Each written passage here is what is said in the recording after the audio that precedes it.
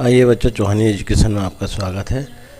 आइए आज हम वार्षिक मूल्यांकन वर्कशीट 2021-22 विषय हिंदी कक्षा 6वीं आज हुए प्रश्न पत्र के विषय में मॉडल आंसर को देख लेते हैं। आइए, अगर आपके द्वारा हमारे चैनल को सब्सक्राइब नहीं किया गया है तो चैनल को सब्सक्राइब कर ले और बेल आइकन को प्रेस कर दे, जिससे कि हमारी वीडियो की नोटिफिकेशन आपको प्राप्त होती रहेगी एवं लाइक एवं शेयर कर दें।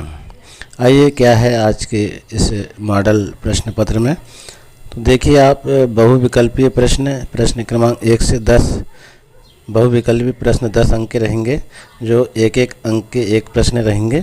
निर्देश दिया हुआ प्रश्न को पढ़कर नीचे दिए गए विकल्पों में से सही विकल्प चुनकर लिखिए। एक गांव था, गांव के लोगों का मुख्य धंधा खेती था। वहां के लोग पूर्ण रूप से बरसात के पानी पर निर्भर कर रहते थे।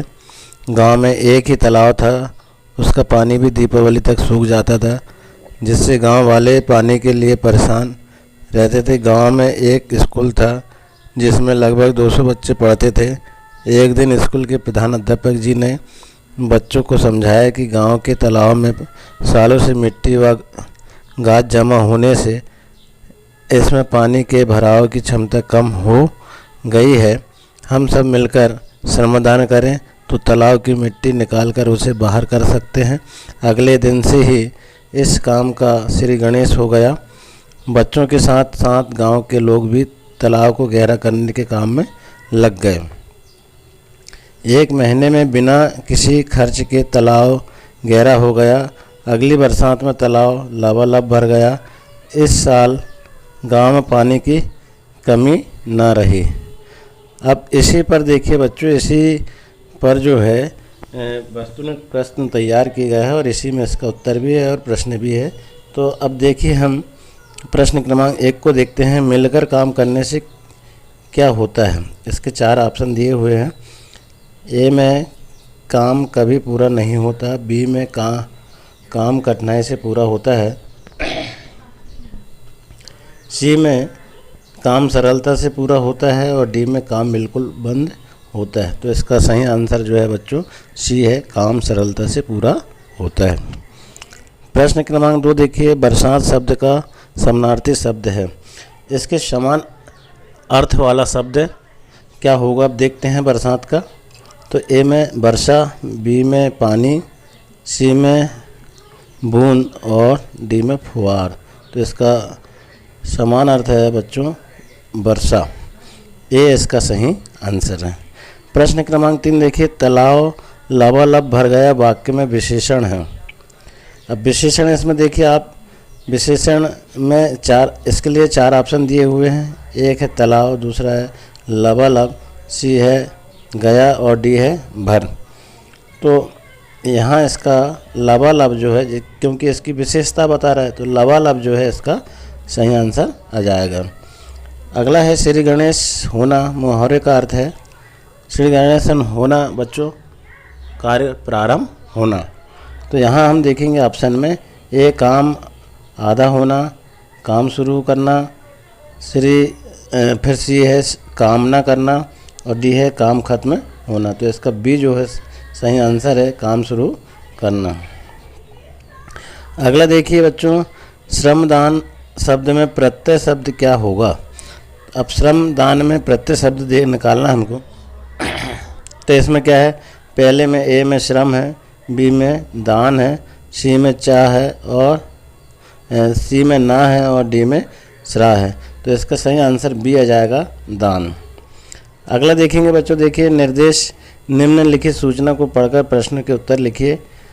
ग्राम पंचायत भवन, ग्राम पंचायत समनापुर, तहसील पिपरिया, जिला होशंगाबाद। सूचना क्या है? नेत्र परीक्षण शिविर का आयोजन आप सभी को अत्यंत हर्ष के साथ सूचित किया जाता है कि 2 अक्टूबर गांधी जयंती के अवसर पर ग्राम पंचायत भवन में निःशुल्क परीक्षण नेत्र परीक्षण शिविर का आयोजन किया जा रहा है।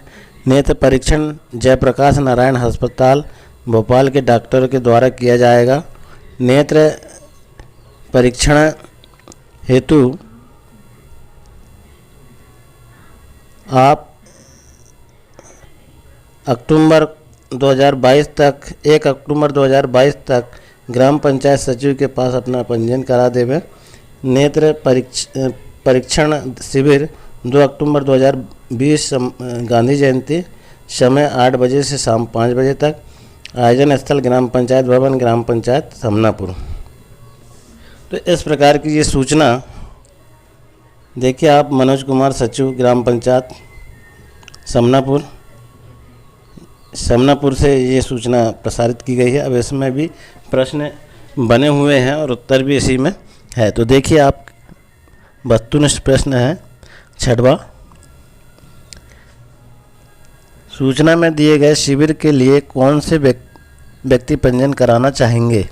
इसमें दिया है ए दांत रोग से ग्रसित व्यक्ति, आँख संबंधी समस्याओं से ग्रस्त व्यक्ति, त्वचा रोग से ग्रस्त व्यक्ति, पेट संबंधी समस्या से ग्रस्त व्यक्ति। तो इसका सही आंसर आ जाएगा बच्चों बी, आँख संबंधी समस्या, क्योंकि शिविर जो है आँख के लिए लगाया गया है, तो आँख संबंधी समस्याओं से ग्रस्त व्यक्ति इसमें आ जाएगा। अगला है प्रश्न 7, शिविर का आयोजन क्यों किया जा रहा है। अब देखिए आप शिविर का आयोजन क्यों किया जा रहा है, तो इसमें फिर 4 ऑप्शन है। इसमें सही 1 है, ए में है पैसे कमाने के लिए, बी में है लोगों की सेवा करने के लिए, सी में गांधी जयंती मनाने के लिए और डी में प्रचार प्रसार के लिए। तो इसका सही आंसर आएगा बच्चों मेरे हिसाब से बी, लोगों को सेवा करने के लिए। तो यहाँ लोगों की सेवा करने के लिए इस प्रकार लिख दें, इसका सही आंसर ये है। अगला प्रश्न देखिए प्रश्न 8, शिविर का आयोजन किसके द्वारा किया गया है। इसमें भी 4 ऑप्शन दिया हुआ है। ए में है जयप्रकाश अस्पताल द्वारा, जनपद पंचायत द्वारा, जिला पंचायत द्वारा, ग्राम पंचायत द्वारा। तो यहाँ पर लिख देंगे ग्राम पंचायत द्वारा। अगला है प्रश्न 9, नेत्र शिविर में आपकी भूमिका क्या हो सकती है। अब देखिए एक जांचकर्ता की, बी आयोजनकर्ता की, सी पंजीयन करता की और डी स्वयं सेवक की। तो हमारे जो है स्वयं सेवक की भूमिका हो सकती है, ऐसा इसका उत्तर आ जाएगा। प्रश्न क्रमांक 10 देखिए बच्चों, नेत्र शिविर के आयोजन के लिए उचित निर्देश क्या हो सकते हैं। तो इसमें भी 4 ऑप्शन है। 1 में पंजीयन के लिए जल्दी न करें, दूसरे में कृपया पंक्ति बनाएं, तीसरे में अपना पहचान पत्र लेकर आएँ, चौथा में पंजीयन कभी भी करा सकते हैं। अब इसमें ऑप्शन दिए हुए ए में ए एवं तीसरा, बी में सेकंड एवं तीसरा, सी में तीसरा एवं चौथा और डी में 1 एवं चौथा। तो इस प्रकार से इसका सही आंसर जो आएगा वो सी आएगा, सी। इसके बाद देखिए आप ये थे आपके 1-1 नंबर के 10 प्रश्न। अगर आपने भी इसी प्रकार से हल किया है तो आपके यहाँ 10 नंबर पूरे बन जाएंगे। आगे देखेंगे लघुत्तरी प्रश्न, प्रश्न क्रमांक 11 से 20। यहाँ ये जो प्रश्न है वो 3 नंबर के, प्रत्येक प्रश्न के उत्तर में 3 नंबर निर्धारित है। देखते हैं प्रश्न क्रमांक 11, तिरंगे के विषय में जानने के लिए आप कौन कौन से प्रश्न करना चाहेंगे। कोई 2 प्रश्न बनाकर लिखिए। बच्चों तिरंगे को सब जानते हैं और तिरंगा के विषय में आप अपने तरीके से प्रश्न बना सकते हैं। फिर भी आपकी सुविधा के लिए देखिए हमने जो है हमें जो सूझा उसके विषय में हमने बनाया। नंबर 1, हमारे झंडे में 3 रंगों का उपयोग क्यों हुआ, ऐसा हम प्रश्न बना सकते हैं। दूसरा है तिरंगा हमारे लिए जान से प्यारा क्यों है। ये 2 प्रश्न बनाना था, प्रश्न और भी कई बन जाएंगे लेकिन 2 प्रश्न के विषय में पूछा गया। अगला प्रश्न देखें बच्चों, कटुक वचन मत बोल पाठ के आधार पर निम्नलिखित शब्दों के अर्थ लिखते हुए उनका वाक्यों में प्रयोग कीजिए। देखिए कौन से शब्द हैं। आ, इम्तिहान, इम्तिहान का मतलब होता है परीक्षा। अब इसका वाक्य में प्रयोग देखेंगे, पढ़ाई होने के बाद बच्चों का इम्तिहान शुरू हुआ है। फिर अगला शब्द है होशियार, तो होशियार का मतलब होता है समझदार। वाक्य में प्रयोग देखिए, राम बहुत समझदार बालक है। अगला प्रश्न देखेंगे बच्चों 13। अगले प्रश्न में निम्नलिखित पंक्तियों में तपस्वी की कौन कौन सी विशेषता बताई गई है, लिखिए। देखिए आप कौन कौन सी पंक्ति है। छूने पाए मोह न तुमको, बनो तपस्वी लोय हृदय, काल स्वयं डर जाए देख कर, दूसरे भी ध्रुतर निश्चय। इसका जो अर्थ है, इसका जो उत्तर है, देखिए बच्चों यहाँ पर, तपस्वी मनुष्य मोह माया से दूर रहता है, वह काल से नहीं डरता एवं दृढ़ निश्चय होता है। अगला देखिए आप, निर्देश क्या है, निम्नलिखित गद्यांश को पढ़कर प्रश्न के उत्तर दीजिए। तो घर में रुपए भी नहीं होते मैं घबरा जाती हूँ, पड़ोस की औरतें ने तो और भी नाक में दम कर रखा है, जैसे उनके घरों में कोई ही नहीं होता। यहाँ आकर घंटों बैठी रहती हूँ, कभी किसी की बुराई करती तो कभी किसी की। अमुक के पापा ऐसे हैं, उसके घर का कार क्या आ गई कि अब वो सीधे मुँह बात नहीं करेंगे, आपके विषय में भी तमाम बातें करती है। कई बार पूछ चुकी हूँ कि क्यों इधर उधर के कामों में लगे रहते हैं। सुना किसी के दिन गरीबी के और अपाहिज के बस्ती में भी आ गए थे। इन बड़े पूजा पाठी होकर गंदी बस्ती में जाने में इन्हें जरा भी विचार नहीं आता। इस तरह सुनते सुनते मेरे कान पक गए थे, इसलिए आज मैंने आपको बहुत कुछ कह दिया, मुझे माफ़ कर देना। कहते हुए शीला मेरी पत्नी अपने हृदय सागर के निर्मल आंसुओं को रोक न सकी। तब तक मेरी मन स्थिति में सामान्य हो गई थी। अब ये जो है, इसमें क्या करना है बच्चों, देखिए प्रश्न क्रमांक 14, गद्यांश में से कोई दो मुहावरों खोजकर उनका अर्थ लिखिए। जो हमने अभी पढ़ा है गद्यांश, उसमें से दो मुहावरे हमको खोजना है और उसको लिखना है। तो हमने खोजा है नंबर 1 नाक में दम करना, परेशान करना। नंबर 2 नाक पक जाना, झूठा वादा करना। अगला है प्रश्न क्रमांक 15, गद्यांश में आए किन्हीं 8 संज्ञा शब्दों को छाटकर लिखिए। तो हम लिख देंगे नाक, औरत, घर, मुंह, गरीब, बस्ती, कान, शीला। इस प्रकार से हम इसमें से ढूंढ के शब्द को लिख देंगे। अगला प्रश्न है 16, गद्यांश में आए विराम चिन्हों को खोज कर उनके नाम लिखिए। देखिए आप, ये वाला जो चिन्ह है इसका पूर्ण विराम कहते हैं और ये वाला जो चिन्ह है अल्प विराम कहते हैं। ये प्रश्नवाचक चिन्ह है, ये योजक चिन्ह है। इस प्रकार से हम लिख देंगे। 17 है मेरी पत्नी अपने हृदय सागर के निर्मल आंसुओं को रोक न सकी, तब तक मेरी मन स्थिति भी सामान्य हो गई थी। इन पंक्तियों का अर्थ अपने शब्दों में लिखिए। तो पड़ोसी द्वारा बार बार दूसरों की बुराई करने पर पड़ोसी को मना कर दी कि बुराई करना बंद करो, और ज़ोर ज़ोर से रोने लगी और उसके बाद उसके पति का मन शांत हो गया उसको रोते देख करके। अगला प्रश्न है निम्नलिखित शब्दों को जोड़कर नवीन शब्द बनाइए। देह धन अवसान, तो देहावसान हो जाएगा। फिर है विवाह धन उपरांत, तो विवाह उपरांत हो जाएगा। अल्पायु, तो अल्पायु इस प्रकार हो जाएगा। मत अवलंबी, तो मतावलंबी हो जाएगा। अगला प्रश्न देखिए, प्रश्न 19, रहीम ने उत्तम प्रकृति और कुसंगति की बात किस दोहे में कही है, लिखिए। उत्तर हो जाएगा, देखिए बच्चों, जो रहीम उत्तम प्रकृति का करी चकट कुसंग, चंदन विष व्याप्त नहीं निपटे रहते भुजंग। इस प्रकार का इसमें आ जाएगा। प्रश्न 20 है, बसंत ऋतु के मोहक स्वरूप को प्राप्त करने के लिए आप क्या क्या उपाय करेंगे।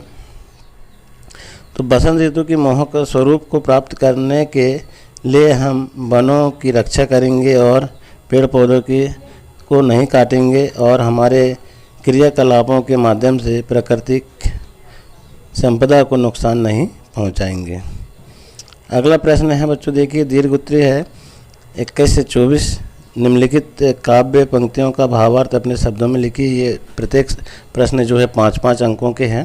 प्रश्न क्रमांक 21 देखिए आप, आओ प्यारे वीरों आओ, देश धर्म पर बलि बलि जाओ, एक साथ सब मिलकर गाओ, प्यारा भारत देश हमारा, झंडा ऊंचा रहे हमारा। तो इसमें क्या करना, देखिए आप, कभी देश के वीरों को आह्वान करते हुए उन्हें देश के हित में प्राण न्यौछावर करने की प्रेरणा देता है। इस अवसर पर सबको मिलकर गाना है कि भारत देश हमें सबसे प्यारा है, इसलिए हमारा झंडा सदा ऊंचा बना रहे। अगला प्रश्न है 22, महारानी लक्ष्मीबाई के गुणों का वर्णन अपने शब्दों में कीजिए।